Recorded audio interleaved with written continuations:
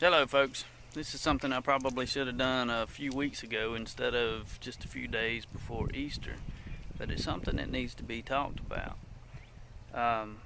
We hear a lot about people wanting to get goats and rabbits and chickens and ducks and geese and whatever else for Easter for their children.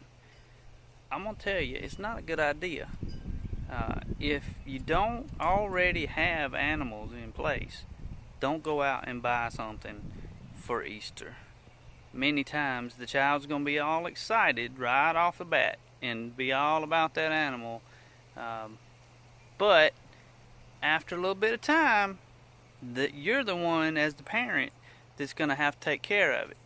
And if you don't want to take care of it, then what's going to happen to it? Just a few notes beyond that, and I wrote them down so I don't forget anything. Number one, the cost and the care of a goat in particular, since that's what we do is goats. The cost and care, you have to have proper shelter. Okay? For us, that's our proper shelter. It's a nice barn, but you don't have to have something quite as fancy. You can have a three-sided building out there that's shelter. That's fine. But please, before you go spending money on a goat, make sure you have somewhere for it to get inside and stay out of the weather. The other thing is proper fencing. That's what I'm standing next to. Goats are notorious for getting out of fences. They're real good at it. Some of them can jump fences. Some of them can lean on fences and brush on fences. They like to rub on that fence. And what happens when they rub on it? They tear it up. When they tear it up, then they can get out real easily. So, the next thing, don't buy one. Goats do not do well by themselves. They need a friend. Why? Because they're herd animals. Herd animals stick together, and I don't know if you can see mine, but they're way down there in the bottom.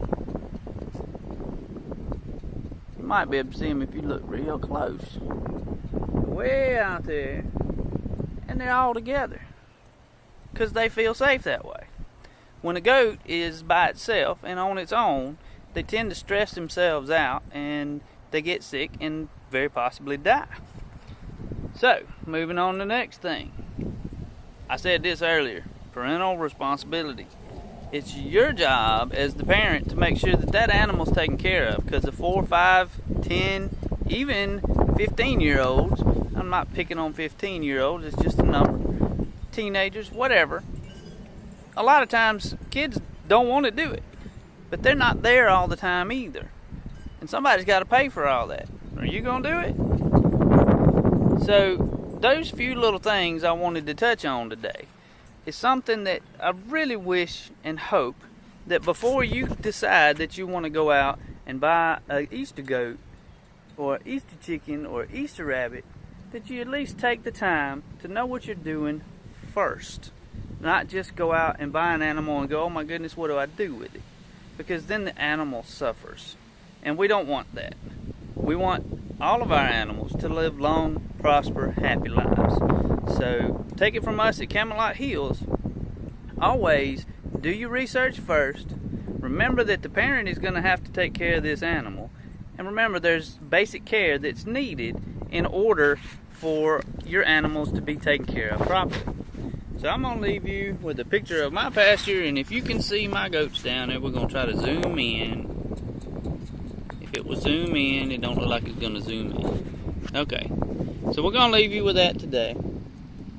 If you can see them, they're running as a herd down together, out in the field, having a good time. Let's make sure we leave them happy and healthy. Y'all have a wonderful day.